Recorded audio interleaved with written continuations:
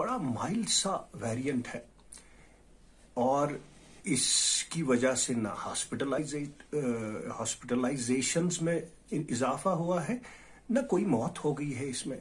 خاص طور پر جموں کشمیر کے حوالے سے اومیکرون سے ابھی تک کسی کی موت نہیں ہوئی ہے.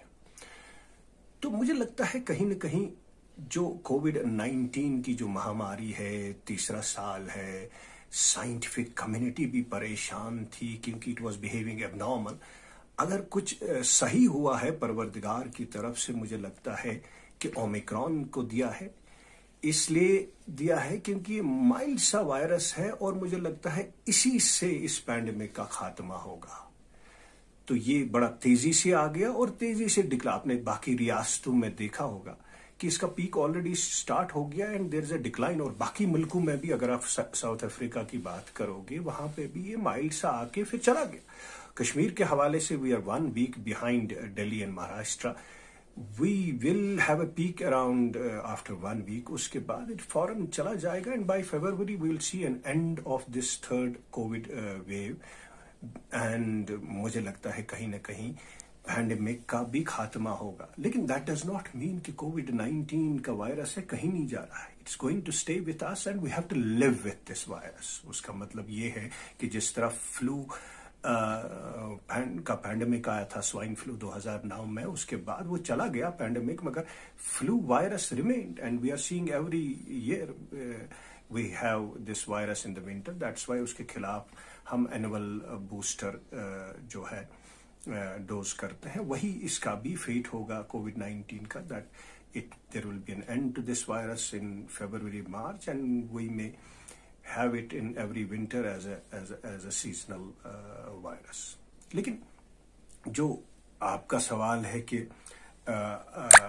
لاک ڈاؤن کے حوالے سے یا باقی اکانومک ایکٹیویٹیز کو، ایک ٹائم تھا جب اس کا آغاز ہو گیا پینڈیمک کا. We never had any understanding of the virus.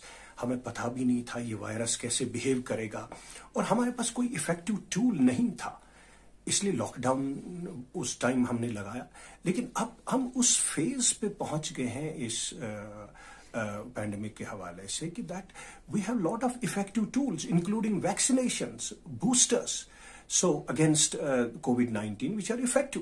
تو اس لیے جب ہمارے پاس اتنے سارے ٹولز ہیں کہ that better tools than lockdown. So lockdown is not needed. اور وہ بھی جب ایک مائلڈ سا وائرس ہے. In fact lockdown should be based on hospitalisations. اگر ہسپتالوں کی تعداد بڑھ رہی ہے آپ کی یا موتوں کی تعداد بڑھ رہی ہے اومیکرون کے حوالے سے، تب کہیں نہ کہیں. لیکن جو ہم نے دیکھا اومیکرون کے حوالے سے، یہ مائلڈ سا انفیکشن لے کے آتا ہے اور اس سے نہ ہاسپٹلائزیشن کی تعداد بڑھ رہی ہے نہ ڈیتھس بڑھ رہی ہے. دیٹ از وائی میں نے وہ اسٹیٹمنٹ دیا تھا کہ اومیکرون کے حوالے سے لاک ڈاؤن کی ضرورت نہیں ہے. اومیکرون کے حوالے سے ہم کو صرف فوکس کرنا ہے آن ویکسینیشن. دوسرا فوکس ہونا چاہیے ہم کو ہاسپٹلائزڈ پیشنٹس پہ اور سیویئر کیسز پہ.